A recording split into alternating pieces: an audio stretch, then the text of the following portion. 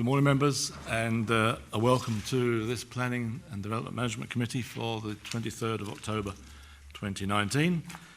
Our convener is away on holiday at the moment in Dubai, and apparently the attractions of Dubai outweigh our esteemed company, so I'm afraid you've got me today. May I welcome you all. Welcome to the members of the public who are here and the press, and also a welcome to Councillor Purvis, who sits on his first Planning Committee today. There's no escape now, I'm afraid. Do we have any apologies this morning, please? Yes, Convener. We are, Vice Convener. Sorry, we have, as you say, apologies from Councillor McCall and also from Councillor Barnacle. Thank you. Before we proceed further, if I may, I'd like to introduce the top table here. To my right is Mr. Smith, Mr. Scott, Mrs. Conliffe, all from Planning Department. To my left, Mr. Fogg from Legal Services, and to his left, Mr. Williams from Committee Services. Do we have any declarations of interest this morning? Nope. Okay. We have some deputations to hear on one of the papers. Are we happy to hear deputations? Thank you. And are we happy with the minutes and happy for me to sign those? Yep.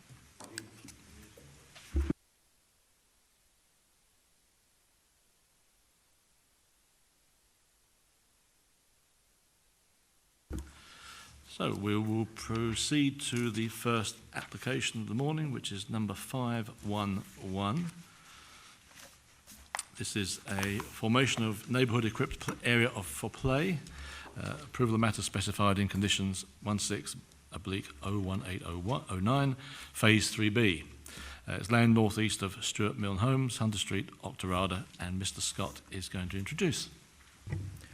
Thank you very much, Convener. Yes, so members may be familiar. The wider site, which is marked in the larger blue area, is the Curtin allocated site within the Octorada area, being developed at the moment by Stuart Milne under the Hunters Meadow tag. The application before you today is identified in the red light site boundary, so it is for the formation of open space, a play area. That's a key part of the wider development. So you'll see to the east there are phases which have approval and indeed are already being constructed. I'll show you some stills and how this relates. So essentially it's a centrally located open space and play area, which would then allow for connection to the wider development, so to the north and east. Approval still to come forward for matters specified in those localities. This is a detailed landscape layout plan. So to the south of the plan, you'll see the roundabout. That's the new roundabout that's been formed on the Fuse, the main road that leads into Octorada. The spur, which leads up to the housing development, will be known as Benton Road, which is under construction to be opened between the Fuse and Hunter Street to the west of the village. You'll see in the proposal there, it's quite detailed in nature, just pick up some of the key points. So proposed at the bottom of the slope to the north of the roundabout to have a tree-lined avenue which will lead up to the housing development. The path network would be a gradiated slope from Benton Road, which would lead into the various facilities. So there's a village green area in the central plateau there, also with a kickabout football pitch available. To the north is an area for sitting down. And to the west, there is the formalised NEEP, which is the neighbourhood equipped area of play. So it'll have 11 items of play equipment for children within the wider housing development. And lastly, on the northwest boundary, there's a formal orchard, which again would tie back in through a path network to the wider development. This is just a detailed look at the actual play area itself, just identifying the play equipment, which has been considered as being appropriate. And the delivery of the proposal would be commensurate with the timescale for the permission they're seeking. So it would be the next phase would seek to deliver the wider play area and open space. This is just a photograph taken from partway up Benton Road, so looking back towards the roundabout that I referenced earlier. You see that the land does slope quite significantly up to what will become the area of play and open space. And you can just see the path provision, which is commencement has already begun in that locality. This is looking further from within the development where the houses are actually under construction or completed. You'll see to the left and right of the shot that that's happening. And this is just showing the wider context. So it is a higher area than the Benton Road area. And this would be the main access from the existing and buildings that are under construction into the proposed area. This is looking back up Benton Road, so just showing that the path network will in time connect to Benton Road and indeed the houses which are under construction that are fronting onto that road.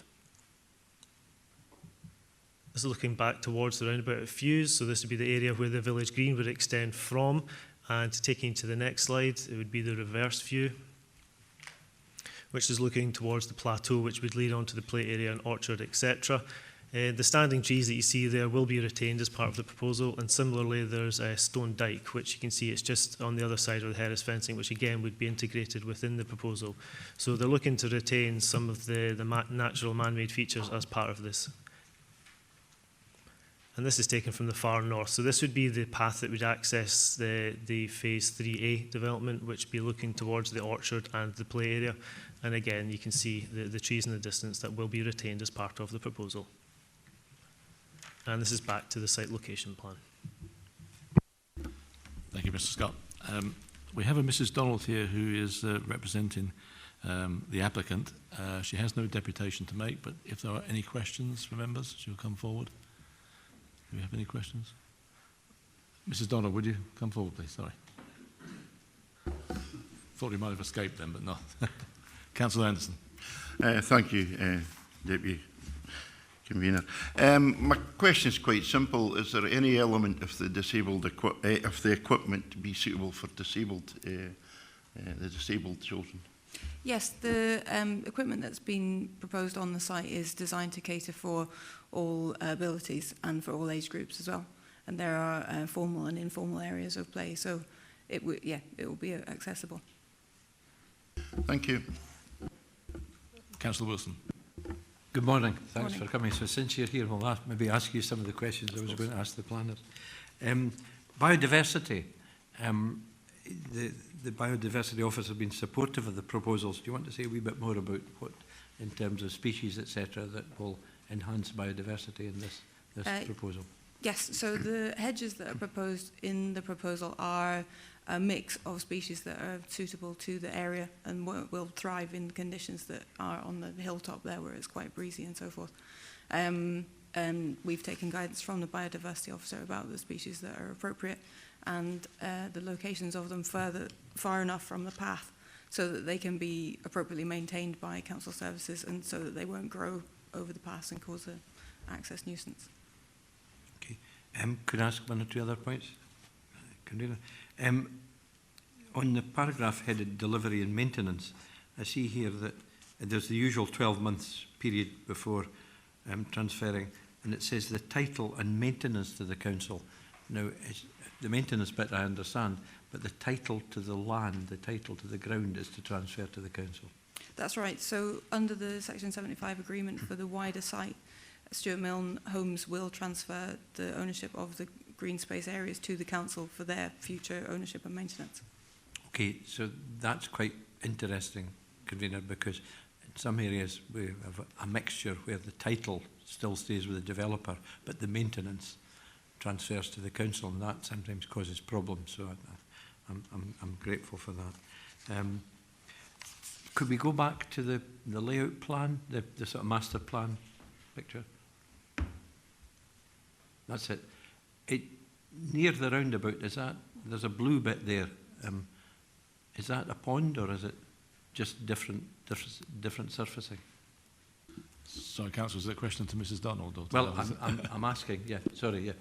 I'm not sure which part you mean. There's a blue... Just up and slightly to the left from the roundabout on the fuse. Is that a slope or is it a pond? Or That's the slope. That's just a slope? Yeah. Right, okay. Thank you. Thank you. Any further questions from Mrs. Donald? Councillor Waters. Thank you for coming along. Just regarding the car parking around, there's no parking within this application, within the red boundary of this application, but on the drawings you're kind of showing some parking on two areas where there's applications to come forward, still to come forward for. One's up at the orchard and the other one's down the easterly boundary. There is that the case? There will be parking provided at the side of the park. So there isn't a statutory requirement to provide parking along with this park. So that's why it's not within the red line boundary of the proposals. And the design of the further parcels to come forward to the north and east hasn't been decided yet. But if it was required that parking was provided for the open space area, then we could look into that. But as I say, it hasn't been finalised yet. Thank you. Do we have any further questions, Mrs. Donald? No. Thank you, Mrs. Donald. No Thank problem. you for coming Thank you. today. Thank you very much. So we'll open up now to questions for officers. Councillor Wilson. I think I've got it down to two now, Convener. There's various references to the surface water and runoff issues and flooding capacity. And I think my reading of it is that's still to be considered as part of the overall plan for flood prevention on the site. That sounds fine, but it's leaving a decision today until tomorrow. What are the planners' thoughts on that? Yeah, the site isn't at risk of flooding from either surface water or anything like that. Condition 5 that's recommended is simply to ensure that the capacity that they've demonstrated that they need will be available at that point, and if not, they'll need to take measures to make sure there is capacity available. So condition 5 will allow us to verify that that capacity is available as and when it's needed. There isn't any concern that that's likely to be an issue. It's just a belt and braces approach to make sure that that's checked at the point of connection to the wider network. So that's really a precautionary approach rather than a... It is, yeah. We've got the potential details of problem. the level and scale of the water. It's just making sure that that will be available at that time, just recognising the fact that there's development ongoing in the wider area to make sure capacity is there at that point. Okay. And maybe I should have asked this question of the representation convener, but on paragraph 44, the Pow Hillock stone, is there any proposal to have a sort of plaque or anything that would go along with that to describe its history? Because it's obviously one of the bits of the cultural heritage that we want to retain. So I don't know if that's... I don't believe there's a plaque, but within the proposals, there is a proposal to plant and landscape in and around it to make it a feature, essentially, as part of the wider development, so it would be legible for people that there is something there. It's not a schedule monument, but it is obviously locally known to be. But I don't believe there's a formal plaque, but I guess that could be something that could be done. Okay, thank you. Do we have any further questions, members? No, thank you. Oh, sorry, Councillor Waters. Sorry, can I just ask, just on the car parking, can I ask officers what their thoughts are on, you know, whether a park in this area where we have a you know, potential for a future village green in it as well that would be used for the community, what the need would be for car parking surrounding it, to provide car parking surrounding it, and you know, how we would look at achieving that if officers felt it was, or if this committee felt it was suitable to have car parking available for people using the park. Within the wider Auchterarder development framework, the requirement was to have this area and these types of facilities available in a central location, so they're walkable within the development, and therefore going away from the need for having car parking specifically for the park and the recreation resource that it is. And again, there's path network connections to the wider village as well. So we don't feel, as touched on by the applicant's agent, there is a need for formal parking as part of the proposal. Within the wider area of the consented development, there is obviously visitor parking, so there's a degree of capacity there, and obviously there would be street parking. But really it's to try and encourage as good connections as possible to the existing and wider development, so people actually walk to it. Because providing parking might induce demand that people would not walk, they would actually tend then to drive. So we're actually trying to move away from that by getting a good layout and design that's connected to the area.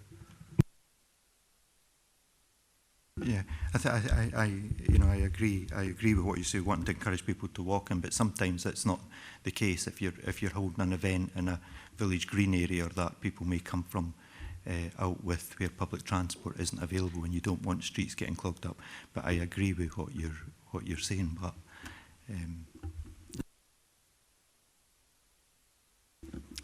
Any further questions for officers? Thank you. Do we have a motion? Councillor Wilson. Move approval of the application. Thank you. Do we have a seconder? Councillor James, thank you. Do we have an amendment? Would there be any further comments from anybody? We agree the paper. Thank you. The paper's agreed. Thank you. Now move on to paper 521, which relates to formation of decking in retrospect at 14 Willowgate Drive in Perth. Mr. Scott, I believe, is going to introduce that. Thank you very much, Convener. So yes, planning permission has been sought for the formation of decking in retrospect. So the slides and stills I'll take you through will actually show you the decking in situ. The first plan that you have in front there is obviously the location plan. So it's within a cul-de-sac of a fairly modern development within the Canoe area. Within the red light site boundary, you'll see the application property to the south, and just probably make out to the northeast. That's actually the area of the proposed decking. But I'll take you on to the actual site layout plan. So this is the proposed site layout plan. As I've alluded to, there's an existing house which has decking to the rear. That's not part of this proposal. That decking was approved and is already in place on site. The decking that's subject of the proposal is in the northeast corner, or actually on the northeast boundary of the proposed site.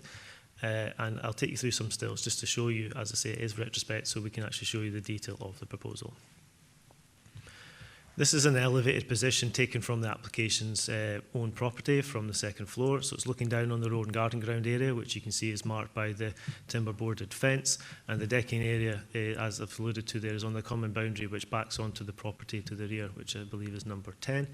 So the decking structure in itself measures approximately 7 metres by 3.5 metres, so it's a 25 square metres. And as I say, it's in the garden ground. So I'll take you through some other shots just to see the views to and from the decking area. This is taken from their own garden, looking at the front of the decking. And as I say, you can see the fence, etc. in the background and the properties to the rear of the application site. And in that case, that's number 10.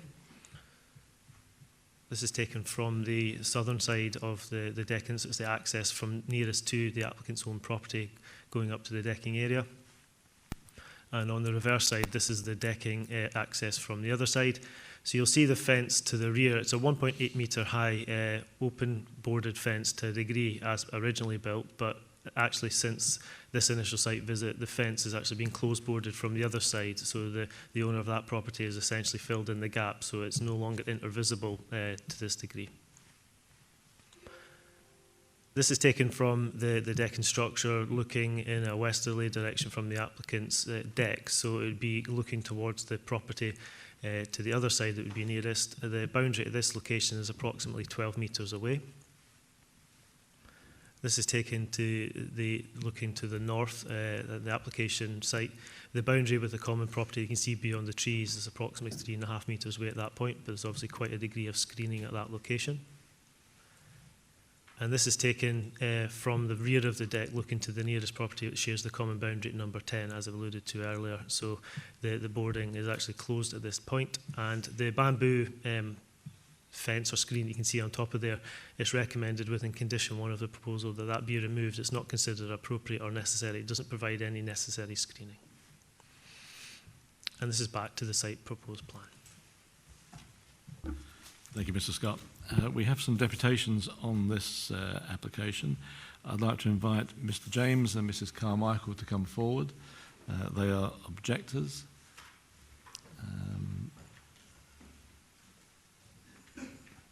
Thank you very much. You have 5 minutes between you to make a deputation.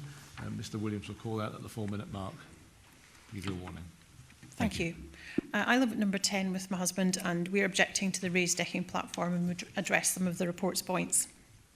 Point 27 states that the main concern relates to potential overlooking of garden ground, resulting in a loss of privacy. The house and garden ground at number 10 sit about 10 metres from the deck and shared fence. Unfortunately, our garden ground isn't 10 metres from the raised decking, but about 15 centimetres.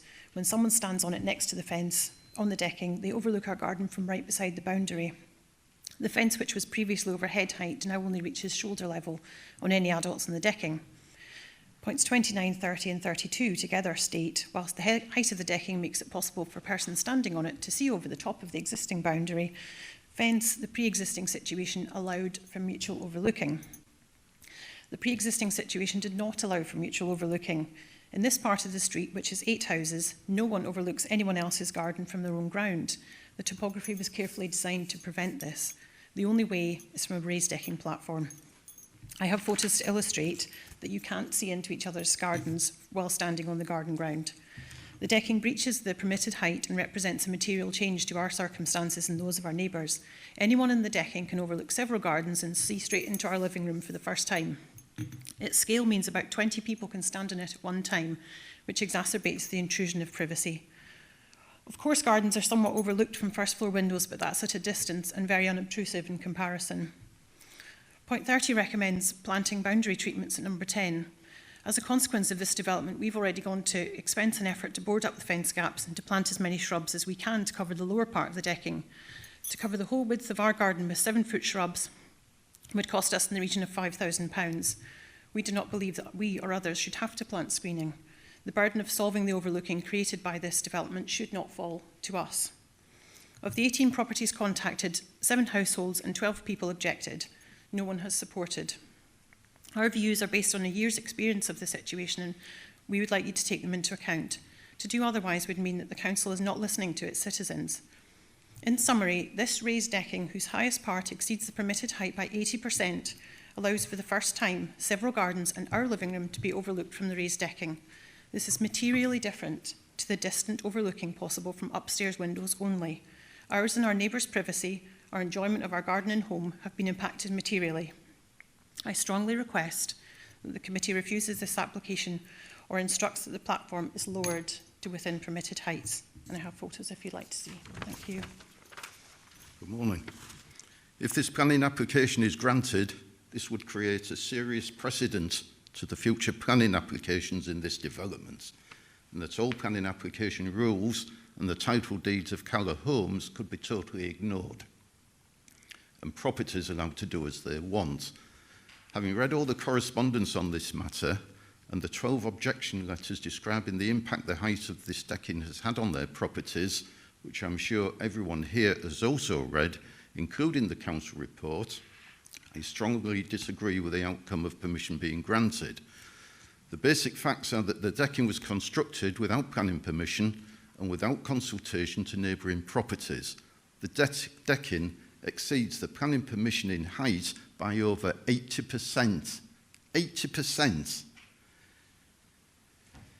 7 other properties with 12 objectors in this development have objected to the height of the decking, with not one in support.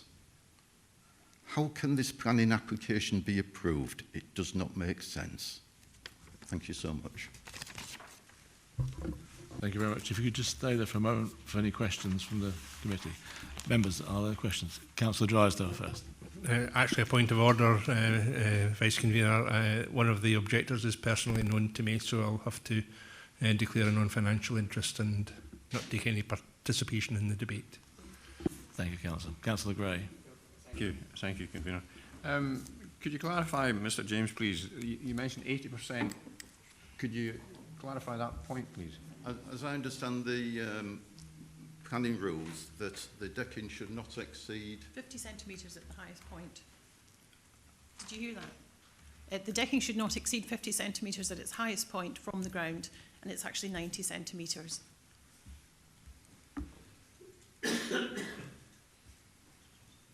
At its highest point? You mean... The lower part of the decking yeah. should not be higher than the adjacent ground by more than 50 centimetres, according to the planning regulations. Okay, thank you.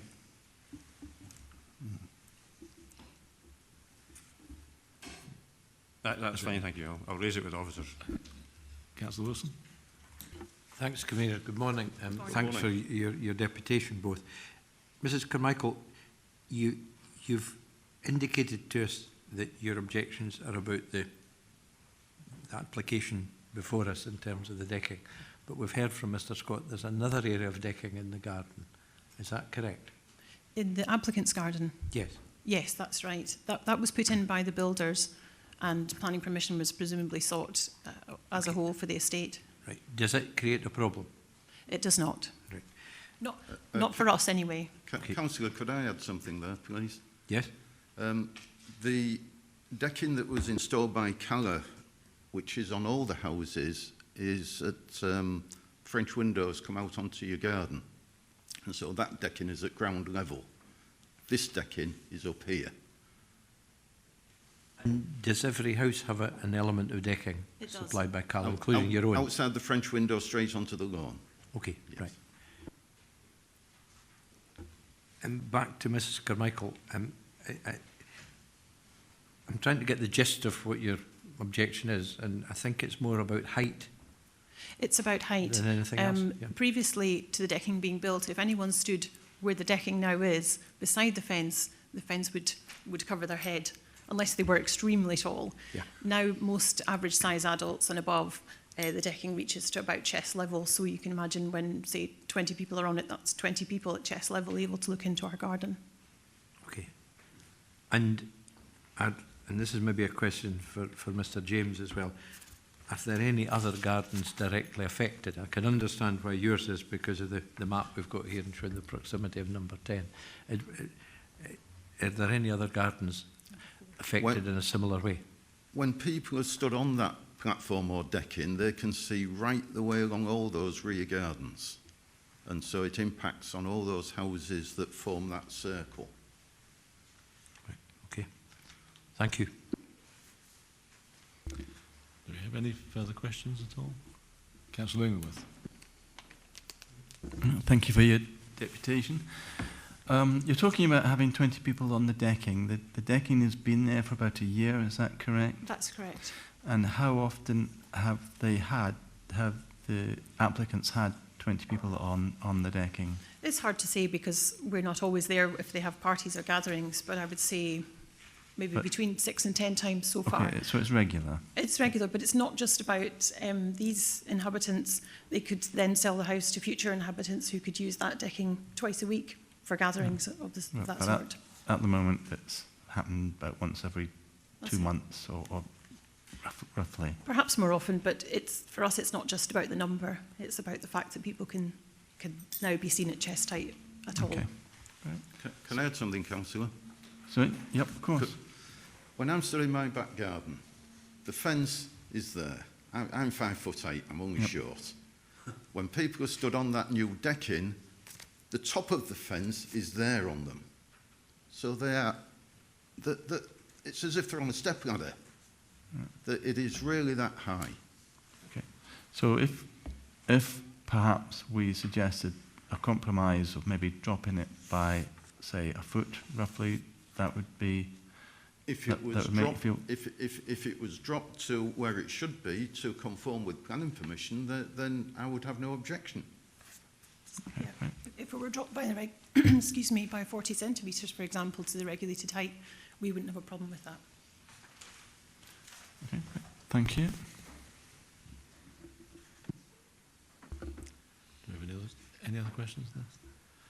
I'll just have a question, if I may. It's two. I don't know if we can get that photograph back, but two questions I was raised was there's a presumption in what you're saying is that people who use the decking are going to be looking in your garden. I mean, I would think people on the decking would probably be looking to talk to themselves, sit down or speak. They're not going to get on the decking to look into other people's gardens. Would that not be a point worth raising? I think the idea is really about potential. If 20 people wanted to stand on that decking and look into our garden, that's exactly what they could do if they had a party, for example. If they had the inclination to look into your garden. Absolutely. If there was a party, would they not be distracted by the party? But people could stand and lean on the fence having a party and look straight into our garden. In fact, one Sunday morning, somebody came out from the decking, stood on it, and leaned on the fence and looked all around our garden to see what was there. And that represents an intrusion of privacy for us. And the other factor is, you were talking about the height of the fence. There was a photograph taken of the fence. If we could go back to that, possibly. No, further on, when it was just taken actually on the decking itself, looking into the garden. Next one, I think. And again. That's the one. That photograph there has been taken, presumably somebody standing on the decking, looking at that fence. That fence isn't at chest high, that's higher than that. That's almost the person is standing on the further edge of the decking. When they're standing right at our fence, it comes to chest height. I have photos on my iPad if you'd like to see. I'm sorry, we can't see those. Okay. Been submitted. But the decking is level. as this photograph is taken. But the decking is quite a few metres wide, and they've stood on the furthest part of the decking. If they'd stood right up against the fence with their camera, they'd be able to see right into our garden. Right, okay, okay. I have observed people on that decking before the bamboo screening was put on top, and they came over to the fence, leant on the fence like this, and peered right into my garden. Do we have any further questions for the deputation? Councillor Reid. Thank you. Is there any reason why it can't be lowered to the correct level? None whatsoever, Councillor. Okay. Any further questions? Thank you very much, both of you. Thank you. That's it. Thank you. Thank you very much. We have another deputation now, Mr. Bald, who is representing the applicant. Again, Mr. Bald, you have 5 minutes, and you'll have a 1-minute warning when we're close. Please proceed. Okay, thank you. I think it's important that we don't forget that the homes of Willowgate Drive are actually built on Canal Hill. Therefore, there is always going to be a degree of overlooking to be expected, particularly given the topography of the back garden at number 14. There are significant differences in the ground level between the gardens. None of the three gardens in this part of the garden can be considered to be completely private. At number 14, yes, looking backwards from the decking, you can look towards number 10, and we look down the hill over 16. We cannot see any other gardens. As you saw from the photographs there, it's screened all round down that side from one. So we actually look into 16, which we've always looked into at number 16. The area of the garden where the new decking was built was used it as a seating area before we constructed a new decking area. It was used, we could have floored the decking, but you've got to understand the steepness of the hill where we have put the decking. At the back of the decking, at the adjacent fence, it is only 0.3 metres. Sorry, it's only 30 centimetres from the ground, which is really just the construction of the decking. As the decking goes out to its point, 80% is very misleading, I have to say, because what you have a decking, you have a garden that slopes this way, and you've got a garden that slopes that way. So this corner here is 0.9. At this corner here, the slope is 0.7. So we're actually only 20 centimetres here and 40 centimetres here, which further just highlights the slope in the garden to make the decking square. If you look at the existing decking that was put in by Cala, similar size in terms of the square footage, and at the far corner of that, it is 0.7 metres. So it again was out with the 0.5 planning consent, obviously part of the planning consent by Cala. Once again, that just demonstrates the steepness of the slope in this back garden. Yes, we've added bamboo screening to try and create a bit additional screening there. I understand from the planners that they're not particularly keen on this. We can take that away. That's not a big deal.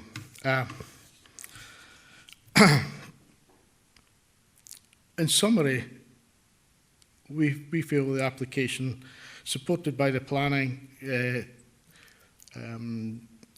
officer should be supported, and apologise for not doing it in advance, and we're having to apply retrospectively. But we got 3 different quotes from builders to do this, and none of them said we would require planning permission for that. On that, I apologise, and I would ask that you support the recommendation of the planning officer to support this application. Thank you, Mr. Bald. If you can just stay there for any questions. Do we have any questions, Councillor Wills? Or Councillor Reid, we'll go down the line. There we go. Why do you need it so high? Sorry, it's only high just because of the slopeness of the hill. Yeah, but you can level land, so why do you need it so high? It's basically the back of the decking. It's got the wooden structure to hold the decking, so it's only that height. So the wooden structure to go in to start the decking on it is at ground level at the back. So the ground couldn't be levelled by a competent builder? No, as you said, it'd be easier just to put it in from the ground there level. Well, Did you know that planning permission, you didn't know planning we permission didn't know was planning required? was permission, and we asked each of them that gave us a quote, should we have got planning, and said you don't need planning for decking. We didn't appreciate that at the time. Right. Final question from me. Do you use it quite a lot for social events? We use it for family events. It's my son and daughter-in-law who own the house. They've got two grandchildren. I think we've counted it. I think we've used it 6 times this summer since it's been put up. We would never, the maximum we've had on there at my birthday party for my son, there was 10 people there. I've never seen an instance where we would have 20 plus people, and half of those people will be children who cannot see over the fence. And I would add that there's no desire for us to look that way. It was built where it is to capture the sun, the afternoon and evening sun. So we are looking, the vast majority of the time, we're looking that way. Yep. Councillor Wilson. Thanks for your presentation. You've said you have a family connection, obviously, with applicants. Have you any particular technical qualifications to support your submission today? Other than I do the plans, no. Yeah, but are you a technician or a planner or? No. No, okay. Right. I'm asking that because you said we asked for 3 quotes from builders, but would you acknowledge that it's the responsibility of the applicant to check on planning, not the builder? I fully appreciate that, yes. Yeah. Okay, right. I just thought when we were getting quotes, somebody, I would have thought a competent builder would have pointed out to us that you appreciate you need planning because of the... But the responsibility, sir, is the I know applicant. that, appreciate that, yes. I want to return to the point that my colleague here asked about, really about excavation versus building up height. Are you telling us that it would not... Obviously, you want the decking level. We can all understand that. But are you telling us that it would not technically be possible to have done an excavation that would allow you to excavate soil and material that would allow level decking at what I call the standard height, convener? I would have to ask an engineer because if we start excavating the ground there, we're digging into the ground that sits immediately adjacent to the boundary fence. So if I start digging ground away, earth away, will that have an impact on the boundary fence? I don't know the answer. I'd have to ask an engineer for that. But when you asked these 3 competent builders to give you prices for it, did you ask for that as an option? No, because we just took it from the ground level. Okay. Right. Thank you. Councillor Gray. Thank you. Mr. Bolt, this is on a sloped surface, this decking is built. Yes. Okay? Do you accept that it is 0.4 metres higher, the level of that, than it really should be adjacent to a boundary fence? Sorry. Do you accept that it is 0.4 metres higher than it should be? Oh, yes. Yeah, I measured it. You do? It's on the plan, yes. Right, it's on a slope. Have you worked out how far further down that slope it needed to be? Had you erected it a foot or so away from that fence, it would in fact have been at the correct level. No, it would have been higher. It would have been higher. Pardon? If we'd taken it from the fence and brought it that way, the front of the decking would have been higher than 0.9. I can't understand that. I don't know. I know the planning officer has pictures. The garden slopes like that. Yep. So the front of the decking is 0.9 here. That garden continues to go down like a slope. So if we move the decking from there to there, the front of the decking will be higher than 0.9. Sorry, I don't follow that.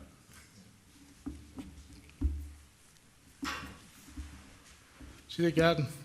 Can I? Could you give us a side view of it from the right-hand end?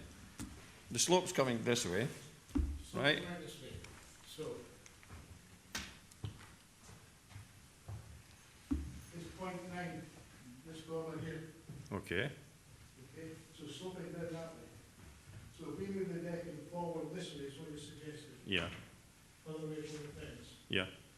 This, the bit here, the 0.9, is going down a slope that way. So if you move it that way, it'll slope.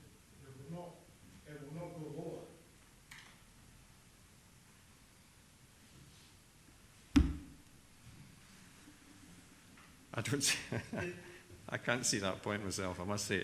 Is the slope start at the fence? What's that the fence goes right down there? It's about from that garden there to the garden there, I reckon the steepness goes down. I'm talking about moving the whole thing, or it should have been designed. Is there a reason why it could not have been designed a foot or so away from the fence? And had it been designed a foot or so away from the fence, it would have been lower. That's the point I'm trying to make. Sorry? I don't think it would be lower if we moved it forward.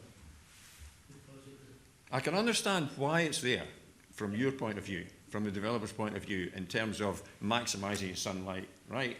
But it does not, in it, as far as I can see, consider the height it is above that fence. We'll have to differ on. I don't know if you can ask the planning officer who's seen it. Moving it forward, I don't think it would have reduced size, the height from the ground. Councillor, perhaps we can clarify that when we get to questions Yes, for indeed. officers. Thank you. Councillor Waters, do you have a question?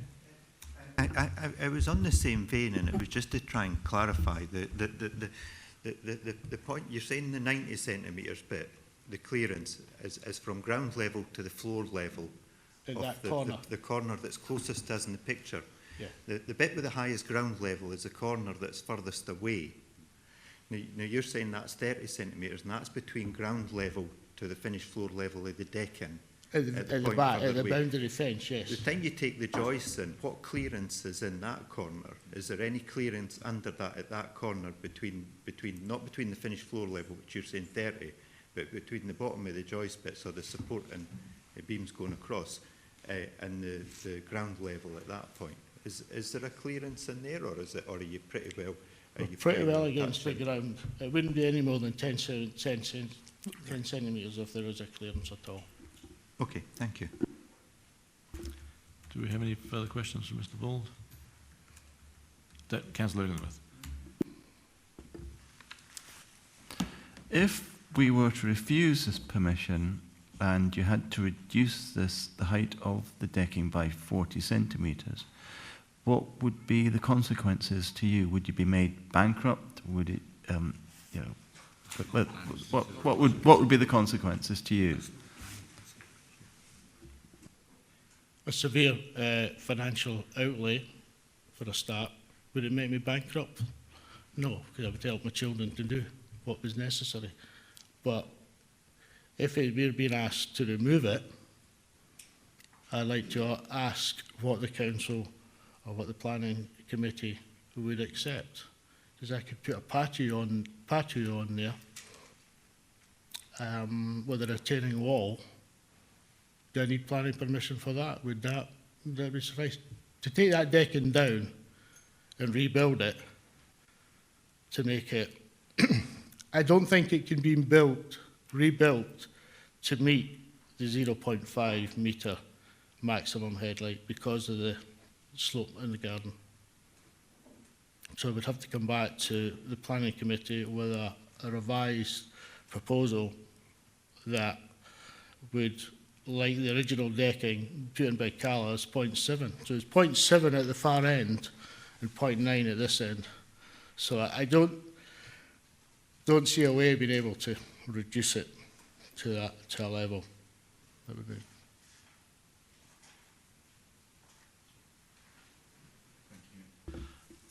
I think that's all the questions. So thank you, Mr. Bold. Thank you very much for your presentation. Thank you.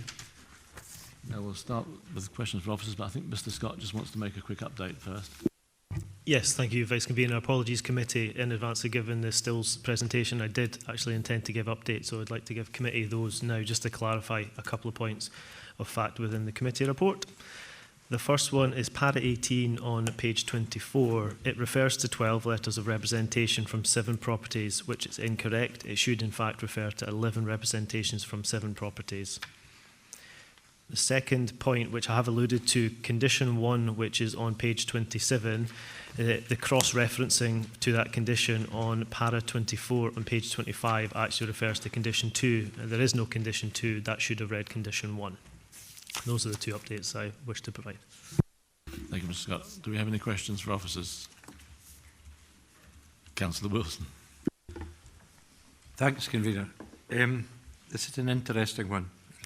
bit of a deja vu for me, because I can remember being in your situation with a casting vote and supporting refusal of the application at one stage. Not this application, but for the whole development. One or two of us were maybe in the room at the time. But question, okay.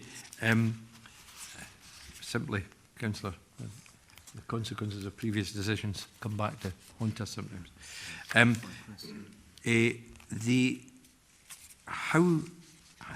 There's two options for us, I think, Convener. I'm not sure who I'm going to address this to, but maybe Mr. Scott for a start. If we were to refuse this, then the applicant would need to comply with that, presumably.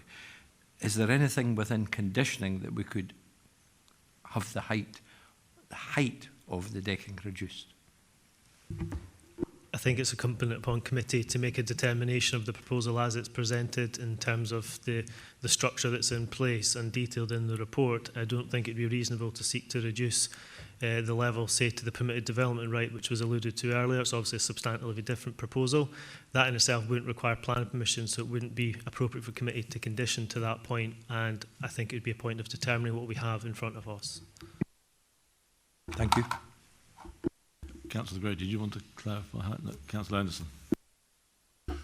The way I see it here is that obviously the fence follows the contours of the garden, whereas to put decking up you have to have it level. And this seems to be where the issue is, because you can see at this end that the fence is quite a bit below the same height of bamboo than it is at the far end. Is there any... It's awkward here, because I can understand, coming from a landscaping point of view, that the decking would have to be at that height. Is there any way we can condition a screening fence at the back rather than the bamboo, saying that there's a feeling that the bamboo isn't appropriate? Yes, so condition one is recommending that the bamboo be removed within 3 months should approval be given. As to whether another screening, it's the position of the planning service, having assessed the application, there isn't a need for any further screening. Just to clarify, from my site visit, on the platform itself, the fence from the rear of the decking to its full height is 1.6 metres. I'm 1.83 metres, so standing next to it, there is a degree of difference, but it's not as directly overlooking. So from the average person, might be of a slightly lower height. We don't consider that any further screening is necessary. So on that basis, that's why the recommendation is made without the need for any screening at that particular location. I know when I've been doing jobs in a past life, there's always been a bit of dubiety, because when one reads it, and it's maybe changed now, it says that fencing up to 1.8 doesn't require permission. If fencing's over 2 metres, requires permission. Is that still the case? That is indeed the case. There are permitted development rights for the erection of a fence not within 20 metres of a road for up to 2 metres in height. So there is the ability in planning terms for an extra 20 centimetres of fence thereabouts. Yeah, so I mean, I don't know what the rest feel, but I can see there's ways of resolving this issue, to be quite honest, but that's a comment now. Councillor Purvis. Thank you, Convener. Could perhaps ask for your forbearance with me if these are obvious questions, but given that it's my first time, I'll ask them anyway. In terms of, we've heard a lot about overlooking, obviously, with the different views on this proposal.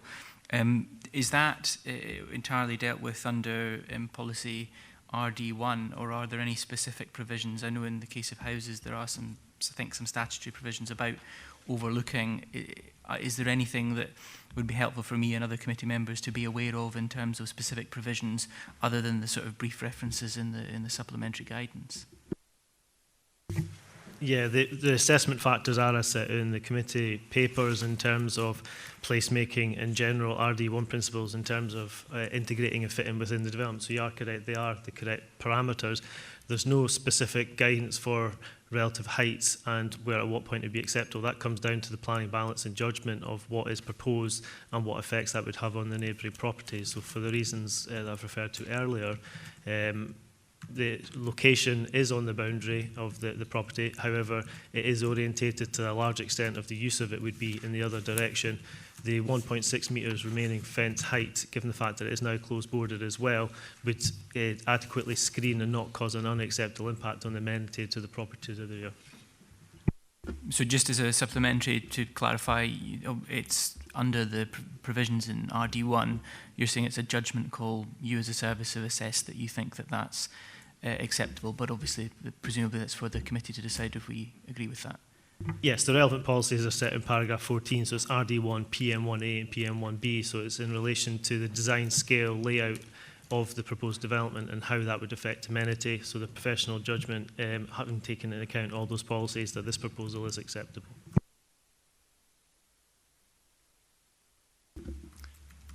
Do we have any further questions?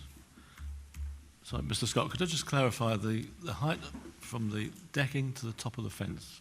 If you could, you did mention that. I did. It's approximately a 1.8 metre high fence, but the decking, just to slightly clarify, the decking varies in height, obviously, and I know that the deputations have made reference to that.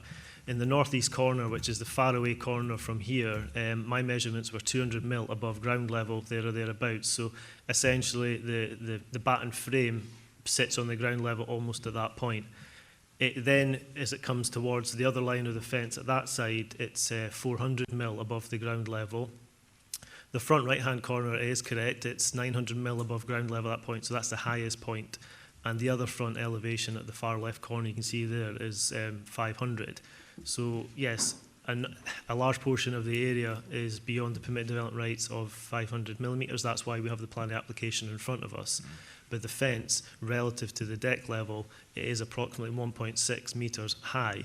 It will, except in the fact that Councillor Anson may taper ever so slightly, because it does ever so slightly fall down the slope. So that I took that measurement roughly halfway in the middle of the decking area. So it would vary slightly higher, slightly lower, depending on the various ground levels. And when you were there, standing against the fence, you could see over the fence yourself, or on your height against that fence? Yeah, standing adjacent to the fence immediately, yes, I guess it would come, as I said, I'm 1.83, so 1.6 thereabouts. I could look directly over at that point, but you would obviously have to be right up to the fence and overlooking. The previous colleague that took the photographs from the other part of the decking was further away, and she's shorter in stature, so that's why you've seen more of the fence relevant at that point. So there is obviously a variance there, but yeah, it is accepted that if you were standing right at the boundary and looking over, you could see over. But as we've detailed in the report, that that's not the typical experience in use of the deck. Given the fact it's orientated and the fence is there, it doesn't cause an unacceptable impact on amenity for the number 10 and other neighbouring residents. Thank you. No further questions, members. So do we have a motion? Councillor Gray. Thank you, Convener, Vice Convener. I've got to say, I do find this to be a very indelicate consideration of the amenity of other properties. And I do appreciate that, you know, a house which is overlooked by chest level fence of people entertaining themselves is not due consideration. And I see no reason why in that sloped garden a decking could not have been better designed, not requiring a fence at the back of it at all, in fact, simply by taking it away from the boundary fence and screening, further screening by hedging, whatever, at that boundary fence. And in due of its just distinct inconsideration of the amenity in this delicate situation, back gardens are delicate places. I mean, another way of looking at it from that garden, you could see, well, we've got kids jumping up and down in a bouncy castle. Well, that's a wee bit inconsiderate. And it would be if it was happening all through the evening. But it doesn't.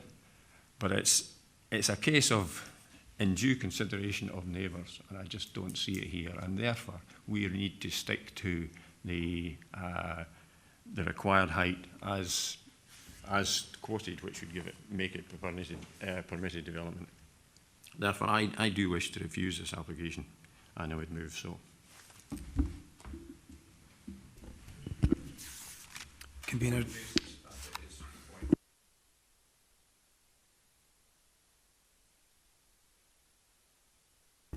Convener, before you seek seconder of Councillor Gray's motion, there has been in the past government advice that where practicable, reasons for refusal should have a policy ground.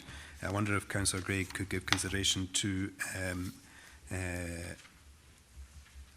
putting his reason, drawing on local plan policy, perhaps residential policy, RD1, or background policy, placemaking, but it would be more consistent with the advice given to planning authorities if he were to do so, if that was his opinion.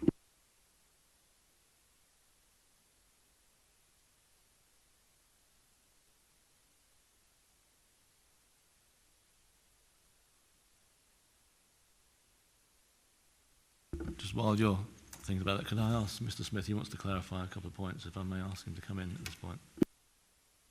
Yes, I'm just not quite clear in myself, and maybe members are the same, but to me in the explanations that have been given, that the decking as it adjoins and is close to the fence is below the height that requires planning permission. So those sections which run along that boundary do not require planning permission. They are below the height that is referenced a number of times as being the regulated height. But what that regulation is, that a decking above that height requires to seek planning permission. So it seems to me that the far corner, as we look at that picture, is 200 mil above ground level, permitted development. The other adjoining corner, so next to, I don't know, the light grey, or with it's a whirligig or a dryer, and with the trampoline behind it is 400 mil permitted development. So those sections that run the full length of the boundary, and I would imagine, and although I don't have this information to hand, that you could come off that boundary before you would reach the height that requires planning permission, and that width would increase as you moved up towards the landscaping. So potentially where we see all the seating at the minute does not require planning permission. The section which is 900 mil, so the 400 above the half metre, is the absolute highest point of the decking, which is, as I understand it, and maybe Mr. Scott can clarify it, is the point at the head of the stairs closest to us, just above the shadowed part of the garden. So that is the 900 point. So that's the absolute highest point. But it may well be, and maybe Mr. Scott can clarify this, that potentially a large part of that decking and increasing in width as we go up towards the landscaping does not require planning permission. Only the sections that are over the permitted development level is requiring of planning permission.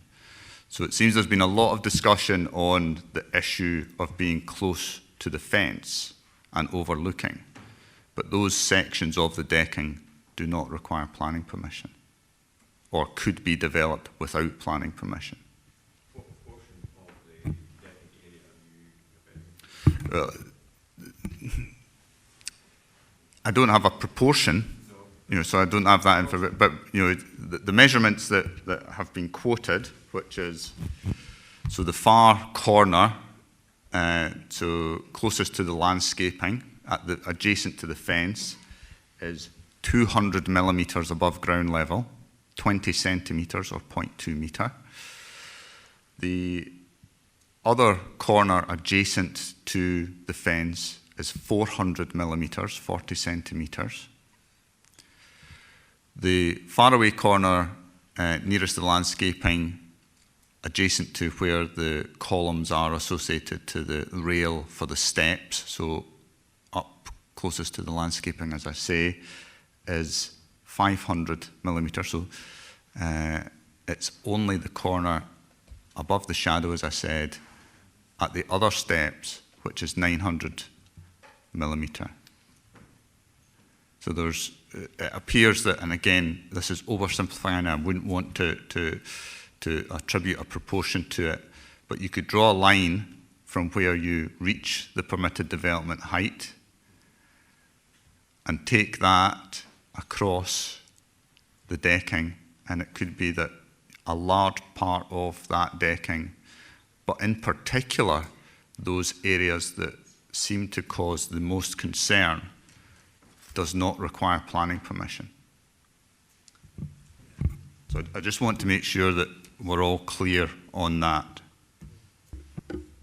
Could I, Councillor Reid, you want to I just want clarification. I would have thought this is an all or nothing. It either needs planning permission or it doesn't need planning permission. You cannot say, well 80% of the decking needs it and 20% doesn't. I mean, you cannot take down the part of the decking that does not need planning, or that does need planning permission, and leave the stuff that's there. This is an all or nothing phenomenon. This is not a partial thing. And if any part of it needs planning permission, it all needs planning permission, I would have thought. And my other question is, if this was a new planning application, would we pass it or would we not? Just because it seems to me, because it's retrospective, there is a reluctance to do what is the right thing here. I'll cover the questions in reverse. I can assure you that the application has been looked at fully and appropriately and considered as if it was an application applied for prior to the works having been done. There is no differentiation having been made. It's actually quite helpful to us that we see it in situ, that it's a bit clearer. But the consideration that we've had is no different from as if it had been with... I think some of the insinuations have not necessarily followed that, but I take you on your word for that. I don't necessarily agree from the communications I'm receiving from the offices that is actually the case. Okay, I mean, we can talk about that separately. I'd like to investigate that if that is the information you're receiving, because I'm not comfortable if that's the case.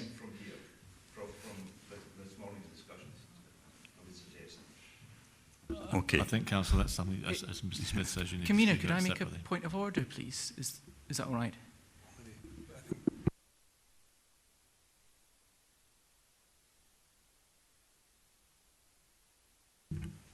The second question was, is it all or nothing? Well, in refusing planning permission, the application is refused. But in terms of what remedy would have to be undertaken to comply with that refusal of planning permission, that theoretically they would only have to remove the sections which were above the permitted development height. So they could retain those sections which are not falling underneath planning control, i.e. they are permitted development. And we have no ability to control someone doing something under permitted development regulations. So as we mentioned earlier, the fence could be increased in height and it wouldn't require permission. The decking which falls below the level that is requiring of planning permission and is covered by permitted development regulations could be retained. So there is a possibility that if we look at the plans closely, we could identify an area which is acceptable, and as long as the unacceptable part was taken away, that could be done. We could refuse what requires planning permission if that was deemed to be unacceptable. You know, officers are of the view that it is acceptable, although it exceeds the height that could be done without coming before us. Okay, I would also add, if you're asking somebody to put an increase in the height, that is actually penalising the person in number 10. We don't consider that that's necessary. But you may be of the view that it would penalise them, but we are not recommending that. No, but the people in number 10 are feeling that their privacy is being violated. Otherwise, they wouldn't be here. Yes, that's clear. Yes, they feel that, yes.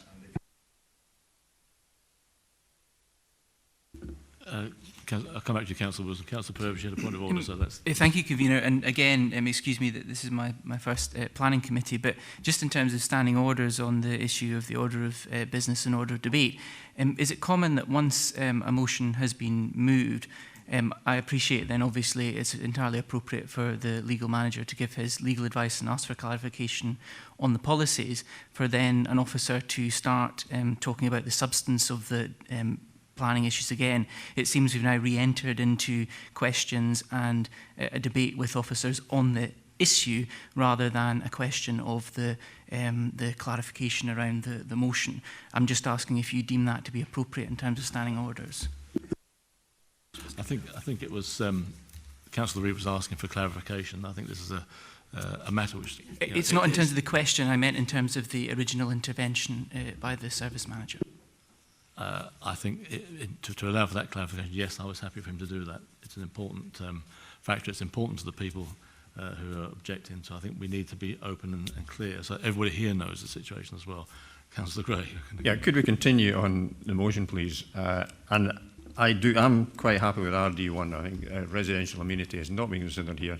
And not only that, but had it been applied for, this is in retrospect, had it been applied for, neighbours would have had notification of what was perhaps going to happen, and would therefore had time to consult not only with planners, but with the applicant as well. And that's been denied. And in this delicate situation of very close neighbourliness, such things are required. Therefore, I stand by the motion. Thank you. Before I check with the competency, is there a seconder for that? Councillor Wilson?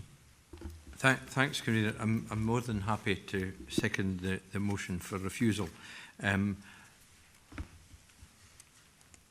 some ways, it's irrelevant that this is retrospective because we consider it on the basis of the application that's submitted. Therefore, I think that policy RD1 does apply. I think Councillor Gray is correct in that. But also, I think policy PM1A and B also apply in relation to the residential amenity of the adjacent dwelling houses. So I think within these two, and there's a subsection in A, I think, that particularly relates to residential amenity. And I think it's important to strengthen the refusal by, if Councillor Gray was willing to include PM1A residential amenity section and B insofar as it applies, I would be very happy to second the refusal. But before I proceed to...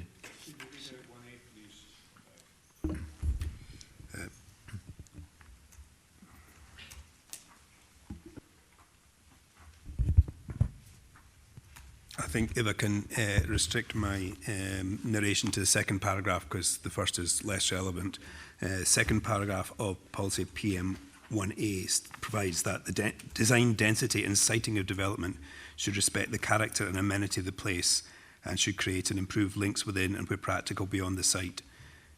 Proposals should also incorporate new landscape and planting works where appropriate in the local context, the scale and nature of the development.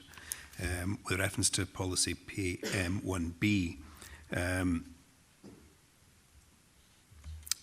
criterion C provides that the design should complement its surroundings in terms of its appearance, height, scale, massing, materials, finishing and colours. And I suspect that's the criterion that Councillor Wilson had in mind. Yeah, so that would be policies PM1A and 1BC. If that's acceptable to Councillor Gray, and thanks for the clarification from Mr Fogg.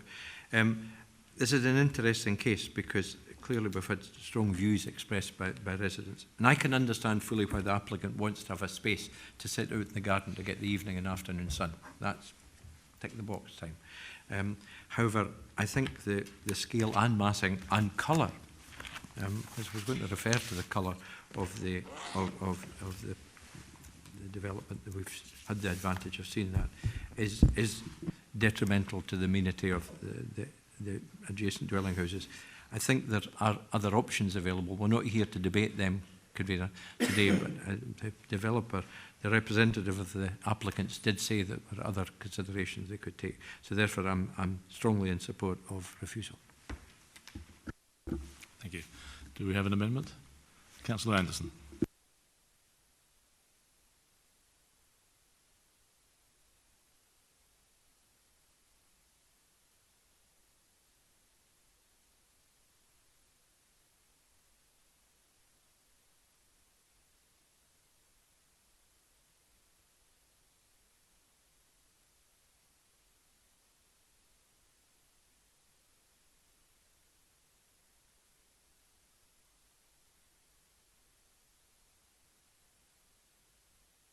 got to put this on.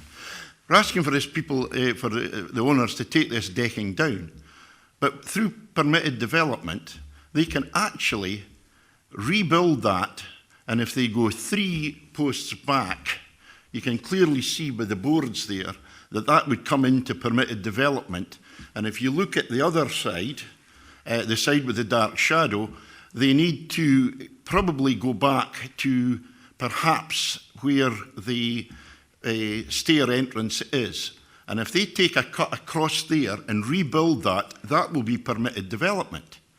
Now, this is why I asked about the fencing, and it doesn't even need permission, because it looks to me as if the fence is only 1.6, so there's actually wiggle room of 0.4 at the back to increase the fence, and that would actually decrease, it would give the people more privacy.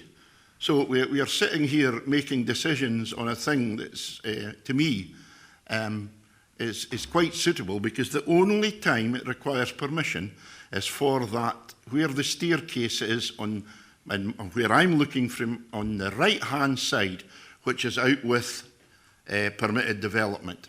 So I think we've spent a lot of time here debating something that I feel could have been sorted out without us needing to spend so much time on it. So therefore, that's why I would go for approval. Do we have a seconder for that? Can I ask a question? We're on debate now, I'm afraid, yeah. Do we have a seconder? I'm happy to second that, Councillor Anderson. I appreciate the comments you've made, and I've listened to all the people. Privacy is obviously a factor, but I feel if somebody's standing on the decking, you know, they'd have to have the intent, I think, to look into somebody else's garden. If something moved in that garden, it would catch the eye, and of course you would look, but I don't think people sit on that decking or stand on that decking specifically to look into somebody else's garden. I'm therefore happy to second that. With regard to the colour of the decking, sunlight I think would obviously fade that into more a closer colour to the fencing, so I'm happy to second. So, Mr. Fogg. Does the Councillor Gray wish to sum up? Councillor Gray, would you like to sum up any more?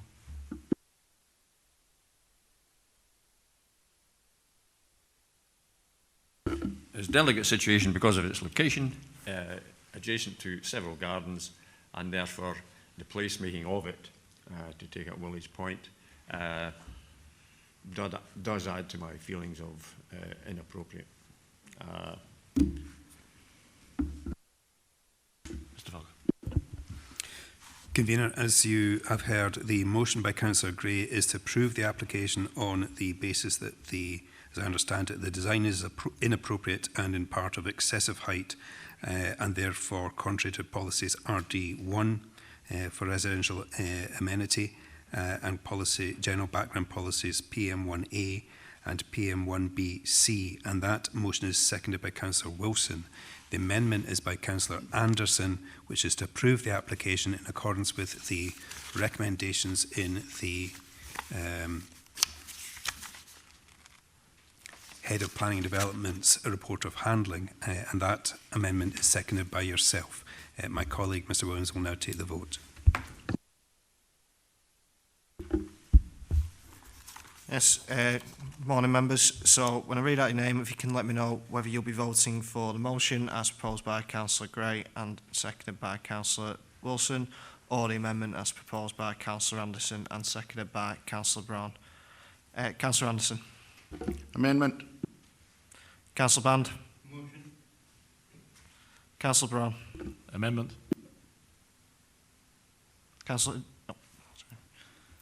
Gray. Councillor Illingworth. Amendment. Councillor James. Motion. Councillor Purvis. Motion.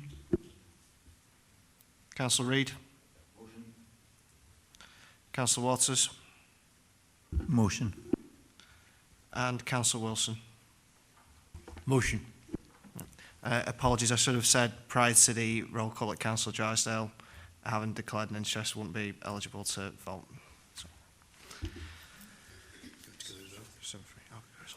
Okay, members, so 7 votes in favour of the motion and 3 in favour of the amendment. So the motion will carry. Thank you, members. Then the application is denied. Thank you.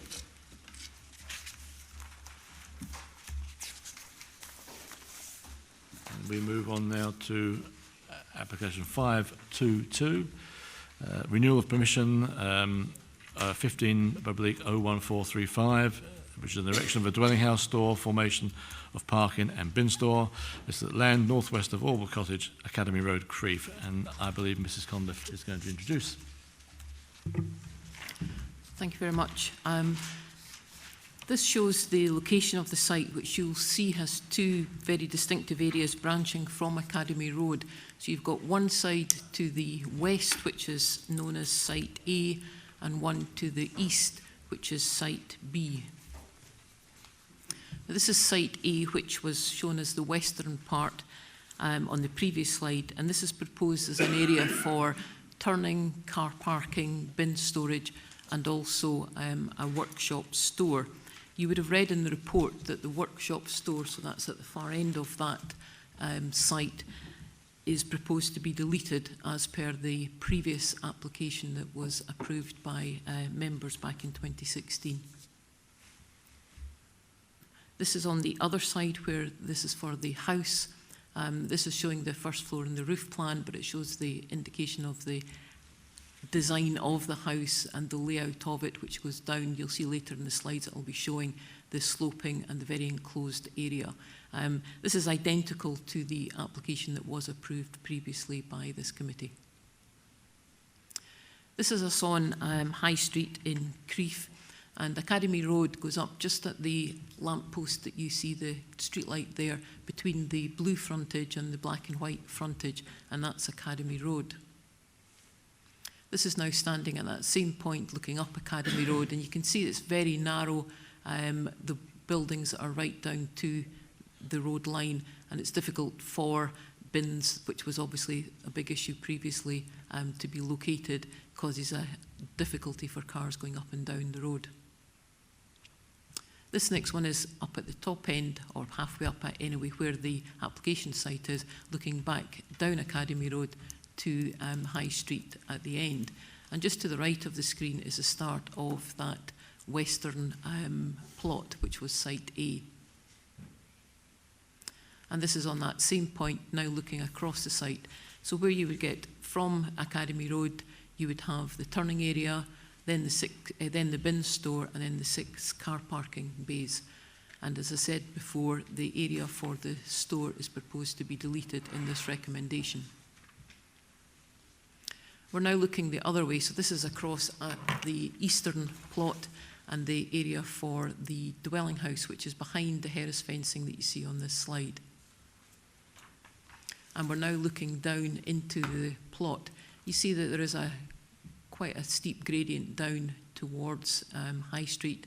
The design of the house takes account of that, which gives us the different levels, going in at ground level with a lower ground entrance, and then one bedroom up on the upper level.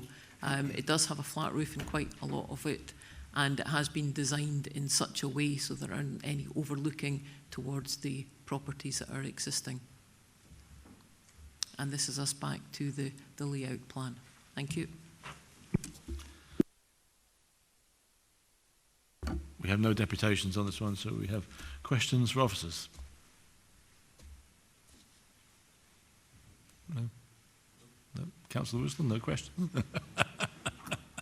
You might not believe it, but I have read the report and I have no questions. Thank you. So, do we have a motion then, please? Could I move a motion for approval of the application? Thank you. Do we have a seconder? Councillor Gray? Could I second that? I see no material reason why we should not approve it, as it was already approved, and there's no material change to that original application. Thank you very much. Do we have any amendments at all? No? Thank you very much indeed.